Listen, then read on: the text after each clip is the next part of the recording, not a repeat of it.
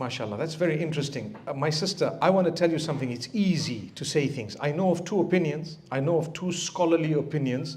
Some will say they're in hell, and some will say, well, you don't know where they're going to go. I want to tell you something that's, inshallah, will help you. Do you believe Allah is just? Do you believe Allah is kind? Do you believe Allah is merciful? Do you believe Allah knows what He's doing? Do you believe Allah has greater mercy than any one of us can have? Do you believe that Allah Almighty will always do the best? Leave it in the hands of Allah. Have good hope and leave it in the hands of Allah. Keep trying with them, and inshallah a day will come. Who knows? And even if some of our folks have passed on, Allah alone knows what's going to happen to them. I know there's evidence in the Quran that proves that if a person died in this way, then hellfire is awaiting them. If a person died in that way, then they're doomed, and so on. Those are warnings from Allah subhanahu wa ta'ala. Whether or not my folks or your folks fall, or I fall into the category, is left for the Day of Judgment. On that day, Allah will decide which category they fall in and why they fall into this way and why not, and so on. The deeper debate of exactly where they're gone right now or where they're going to go and so on, you know what? Leave it for Allah. Some people cannot navigate through it because there is a natural love that Allah has placed in your heart for your biological family. Come what may. It's acknowledged in Islam. Your mother's your mother, even if she's a disbeliever.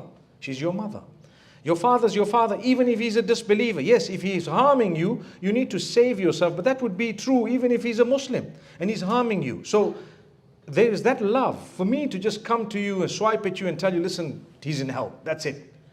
That's a bit of an insensitive way of wording things.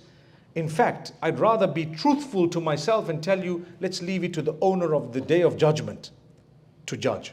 May Allah subhanahu wa ta'ala make it easy for us. It's a tough one because we acknowledge what Allah has said in the Quran. We acknowledge the punishment. We acknowledge that heaven and hell exist. We acknowledge that those who've disbelieved and rejected and so on, whether or not they fall in the category, leave it to Allah.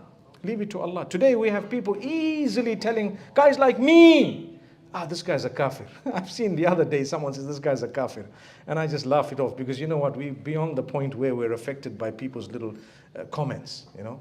I'm thinking someone said, this guy said this about you. I said, firstly, who is the guy? Can you explain to me who he is? What gives him a qualification to rule what's in my own heart?